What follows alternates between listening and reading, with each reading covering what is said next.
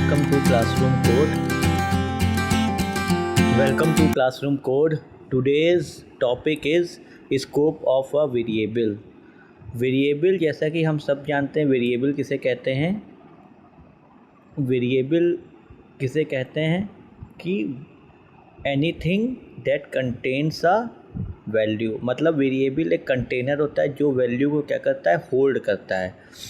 अब अभी हमने फंक्शन में पढ़ा है कि फंक्शन हमारा डेफ से स्टार्ट होता है और फिर फंक्शन का नाम होता है और फिर पैरामीटर्स होते हैं। तो यहाँ पे स्टेटमेंट्स होते हैं। अगर हम यहाँ पे कोई वेरिएबल को असाइन करते हैं तो इसका जो स्कोप होगा सिर्फ यहीं तक है, इसके बाहर इसका स्कोप नहीं होगा। इसके बाहर हम इसको यूज़ नहीं कर सकते, मतलब फंक्शन के बाहर। तो टॉपिक्स जो इस चैप्टर में हैं वो हैं local variable, global variable, global keyword, arguments and parameters and types of argument, जो कि मैं इस क्लास में आपको ये टॉपिक्स के बारे में डिटेल से समझाऊंगा। तो scope of a variable refers to the parts of the module या program where it can be use. मतलब वेरिएबल का वो रेंज जहाँ पे हम वेरिएबल को यूज़ करें। कैसे यूज़ कर सकते हैं? या तो लोकल स्कोप होगा उसका या ग्लोबल स्कोप। लोकल स्कोप का मतलब ये है कि उसको सिर्फ फंक्शन के अंदर यूज़ कर सकते हैं वेरिएबल को, या किसी फंक्शन के बाहर। अगर वेरिएबल फंक्शन के बाहर लिखा हुआ है तो वो ग्लोबल है। अगर वेरिएबल फंक्शन के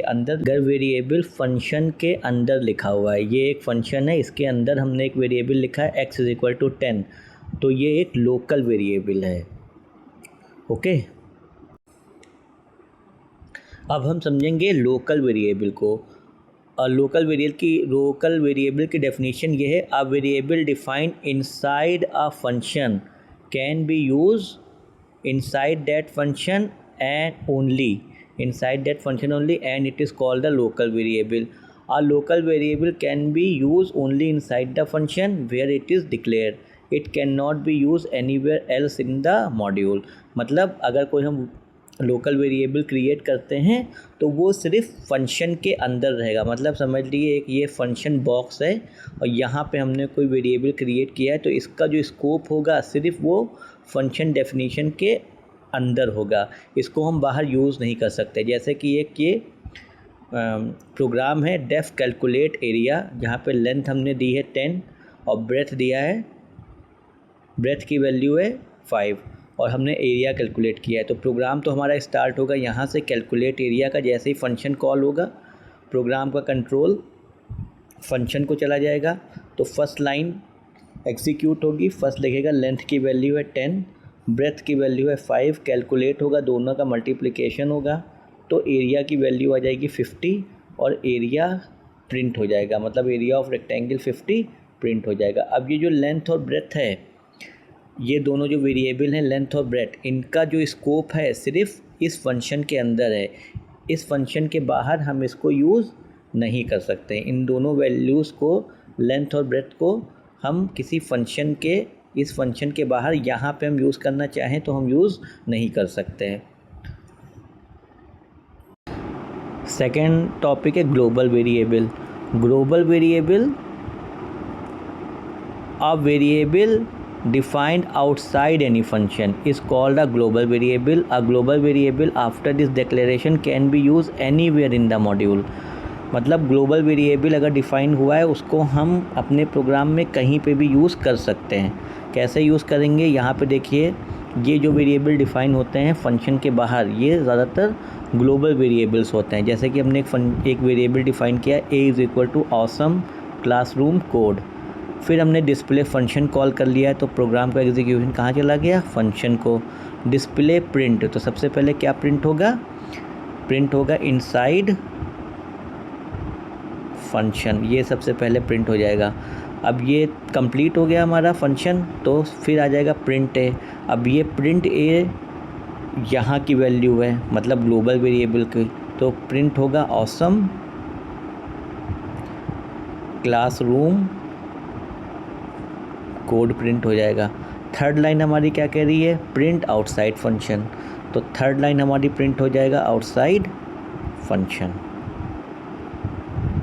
तो यहाँ पे आपने देखा ग्लोबल वेरिएबल कहाँ डिक्लेयर होते हैं, आउटसाइड द एनी फंक्शन। यहाँ जितने फंक्शन बने हुए हों, जो फंक्शन के बाहर वेरिएबल हैं वो ग्लोबल हैं, और जो फंक्शन के अंदर वेरिएबल हैं वो सब लोकल वेरिएबल हैं।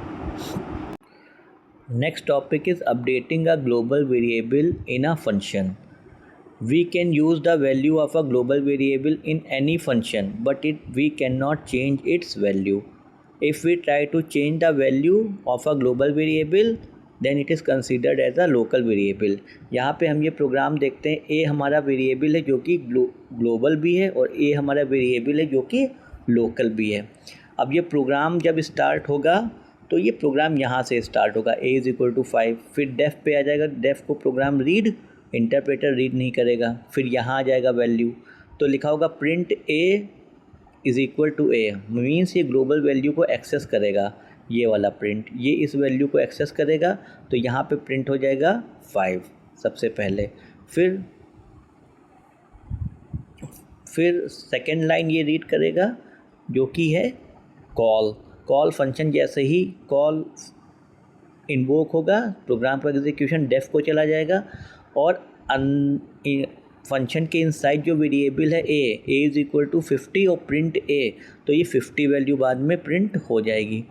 थर्ड, जब यहाँ पे आ जाएगा एग्जीक्यूशन प्रिंट a, तो ये लोकल वेरिएबल को एग्जीक्यूट नहीं करेगा, बल्कि ये जो फंक्शन के बाहर जो वेरिएबल डिक्लेयर है उसी को एक्सेस करेगा, मीन्स यहाँ पे 5 प्रिंट हो जाएगा।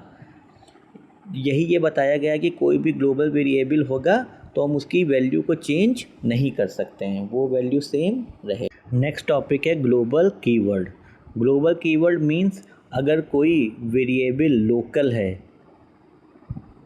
कोई वेरिएबल ग्लोबल है, तो हम उसे लोकल भी यूज़ कर सकते हैं with the use of global keyword.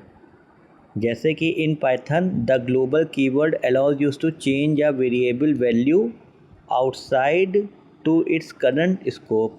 It is use to make changes to a global variable from a local location. Means कोई भी ग्लोबल वेरिएबल को हम लोकल वेरिएबल भी बना सकते हैं with the help of global keyword. जैसे कि लिखा हुआ है डेफ सैम्पल नाम का एक फंक्शन है, फिर ग्लोबल नम, ये सब फंक्शन के अंदर की डिटेलिंग है। प्रोग्राम जो हमारा रन होगा वो मेन प्रोग्राम यहाँ से रन होगा, तो नम की वैल्यू है 25, तो print value of the global variable num, तो सबसे पहले 25 प्रिंट हो जाएगा। फिर जैसे ही फंक्शन कॉल होगा, एग्जीक्यूशन ऊपर चला जाएगा फंक्शन में, तो यहाँ पे ग्लोबल नम लिखा हुआ है, तो ये नम की ये जो है लोकल है इसके लिए, पर ये यहाँ की जो वैल्यू है num 25, ये कैसी है, ग्लोबल। तो किसी भी ग्लोबल वेरिएबल को लोकल बनाने के लिए हमें ग्लोबल कीवर्ड का यूज़ करना होगा। अब ये जो 25 वैल्यू है ये यहाँ पे आ जाएगी। फिर num is equal to num plus 25, num plus 5 means 25 plus 5 हो जाएगा। num में ये वैल्यू आ जाएगी 30, तो यहाँ पे जो वैल्यू प्रिंट होगी, यहाँ पे कौन सी वैल्यू प्रिंट होगी, 30। ये प्रोग्राम का एग्जीक्यूशन है। मीन्स किसी भी ग्लोबल वेरिएबल को भी हम लोकल बना सकते हैं with the help of global keyword. अब हम यहाँ पे 2 एग्जाम्पल्स देखते हैं, example number 1 and example number 2। Example number 1 है with the use of global variable, और एग्जाम्पल नंबर 2 है without the use of global variable. पहले एग्जाम्पल नंबर 2 देखते हैं फंक्शन है, ये ब्रैकेट उठा के यहाँ लगा लेते हैं, ये थोड़ा फॉर्मेटिंग मिस्टेक है। अब देखते हैं प्रोग्राम, तो पहले फंक्शन लिखा हुआ है, प्रोग्राम का एग्जीक्यूशन यहाँ से हुआ, a is equal to 10 print a, तो 10 वैल्यू प्रिंट हो जाएगी। फिर फंक्शन 2 कॉल होगा, प्रोग्राम का एग्जीक्यूशन फंक्शन को चला जाएगा, a की वैल्यू है 5 प्रिंट a, तो 5 हमारा प्रिंट हो जाएगा। फिर थर्ड लाइन प्रिंट a, तो ये उसकी वैल्यू है ग्लोबल वेरिएबल की, तो 10 प्रिंट हो जाएगा। जो आउटपुट आएगा वो a में ही 10 आएगा, 5 आएगा और 10 आएगा। लेकिन जब हम ग्लोबल वेरिएबल यूज़ करेंगे तो सबसे प्रोग्राम का एग्जीक्यूशन स्टार्ट होगा यहाँ से, a is equal to 10 print a, तो ये प्रिंट हो जाएगा। फिर फंक्शन कॉल होगा तो ग्लोबल ए लिखा हुआ है तो ए में ग्लोबल वेरिएबल यूज़ होगा, तो 10 की वैल्यू यहाँ यूज़ होगी तो 10 यहाँ पे प्रिंट हो जाएगा। फिर ये 10 लिखा हुआ है तो ये प्रिंट ए, तो यहाँ पे ग्लोबल वेरिएबल की वजह से प्रिंट ए ये प्रिंट हो जाएगा। ओके, अब ग्लोबल कीवर्ड में इम्पॉर्टेंट चीज़ ये है कि ग्लोबल कीवर्ड ग्लोबल वेरिएबल को फंक्शन के अंदर मॉडिफाई करने के लिए यूज़ होता है, और जो लोकल वेरिएबल्स होते हैं उस पर ग्लोबल कीवर्ड का कोई भी इफ़ेक्ट नहीं होता है। ये जो है इन दोनों प्रोग्राम में डिफरेंस है।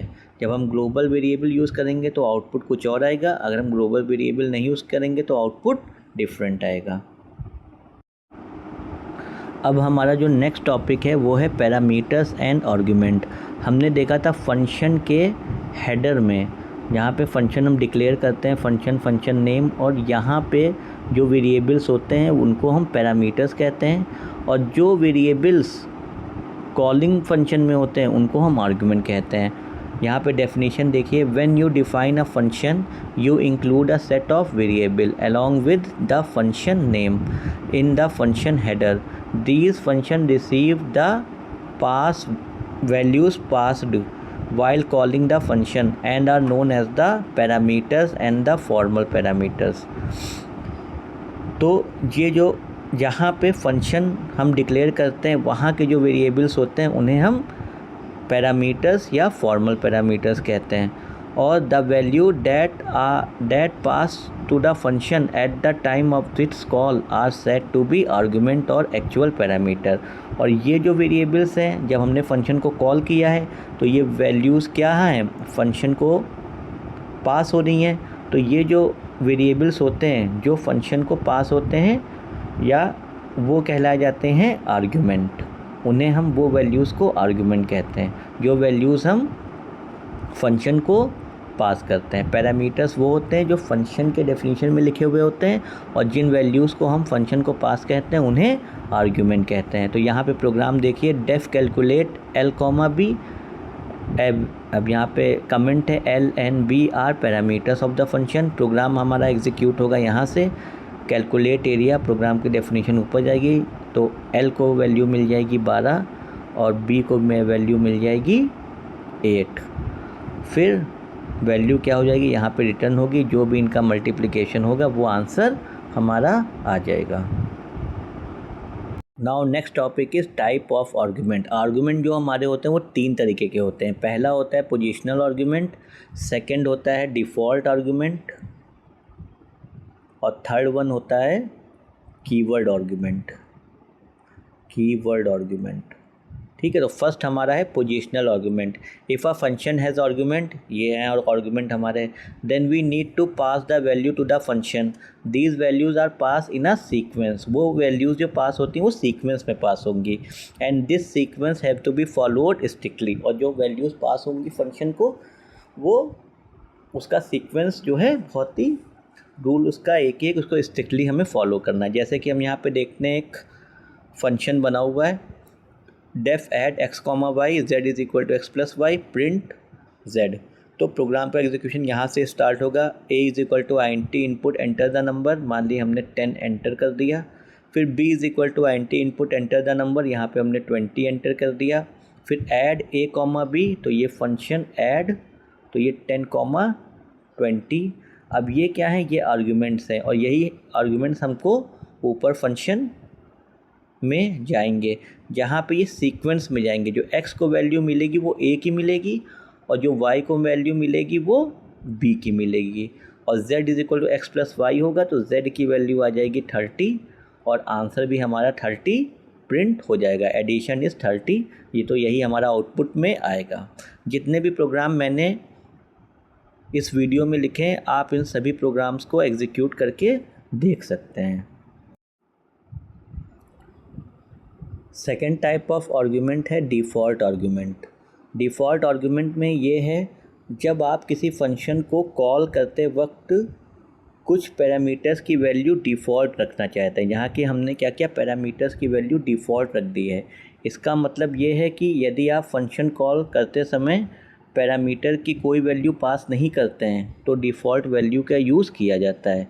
यहाँ पे हम देखते हैं कि डेफ ऐड, यहाँ पे हमने पैरामीटर की एक वैल्यू इनिशियलाइज कर दी है, c is equal to a+b print c। अब यहाँ पे सबसे पहले ऐड 10 लिखा है, तो जब ऊपर जाएगी फंक्शन कॉल होगा तो a को वैल्यू मिल जाएगी 10 और b को वैल्यू मिल जाएगी 5। कैलकुलेट होगा तो c पे 15 प्रिंट हो जाएगा जो कि हमारा आउटपुट होगा, एडिशन इज इक्वल टू 15। लेकिन अगर हम यहाँ पे देखते हैं कि ऐड 10, 20 तो फिर फंक्शन कॉल होगा तो फिर a को वैल्यू मिल जाएगी 10 और जो b की वैल्यू जो 5 है वो लैप्स हो जाएगी, जो कि ये हमारे जो आर्गूमेंट होते हैं यही एक्चुअल आर्गूमेंट है, यही एक्चुअल वैल्यू है। तो b की वैल्यू 5 नहीं रहेगी बल्कि b की वैल्यू हो जाएगी 20। और जब हम इसका आउटपुट लिखेंगे तो z जब x प्लस वाई करेगा तो आउटपुट आएगा इसका 30, क्योंकि जो मेन वैल्यू होती है एक्चुअल वैल्यू वो पैरामीटर की वैल्यू को हटा देती है। यहाँ पे डिफ़ॉल्ट वैल्यू में एक रूल है कि अगर हमने किसी एक वेरिएबल, अगर मान लिया हमारे पास a भी वेरिएबल है, b भी है और c भी है, तो अगर हमने किसी एक की भी वैल्यू इनिशियलाइज़ करी है तो उसके बाद के जितने वेरिएबल हैं हमको सबकी वैल्यू उसे इनिशियलाइज़ करनी पड़ेगा। हमने b की वैल्यू इनिशियलाइज़ कर दी है तो c की वैल्यू भी इनिशियलाइज़ करना मस्ट है। मतलब अगर a की नहीं दी है तो कोई बात नहीं, लेकिन अगर b की दे दी है तो उसके बाद b c d e जितने वेरिएबल हैं उसकी वेरिएबल इनिशियलाइज़ करना बहुत ज़रूरी है। जैसे कि अगर हमने a की ही वैल्यू दे दी है तो हमें b और c की वैल्यू देना मस्ट है। ये एक रूल है और इसके ऊपर बहुत से MCQs आते हैं एग्ज़ाम में।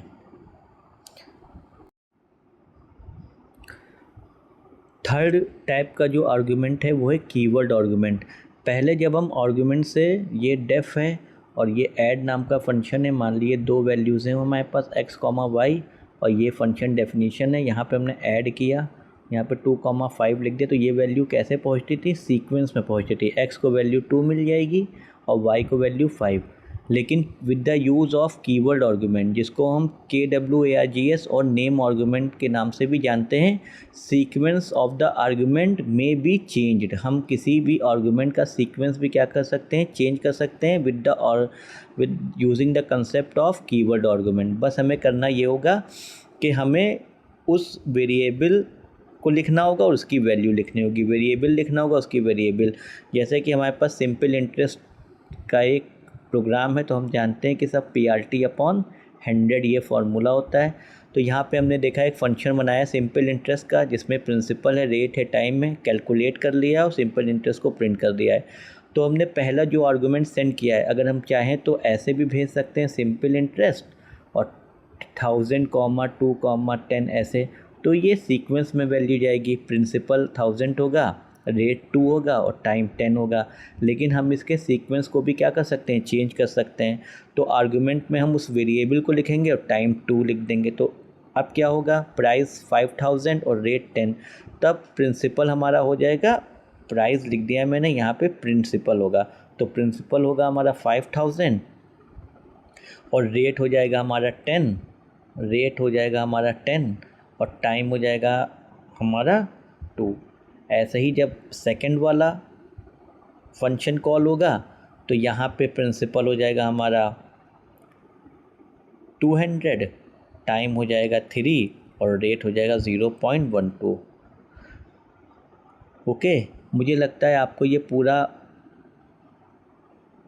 Local variable as well as types of argument समझ में आ गए होंगे। इन सबको प्रोग्राम जो भी लिखे हैं वीडियोस में, आप उनको कॉपी पे लिख लिए, डेफिनेशंस भी लिखी हुई हैं, आप इनको एग्ज़ाम में भी ऐसे ही हूबहू लिख सकते हैं और इन प्रोग्राम को रन भी कर सकते हैं। आज के लिए बस इतना ही, देखने के लिए धन्यवाद।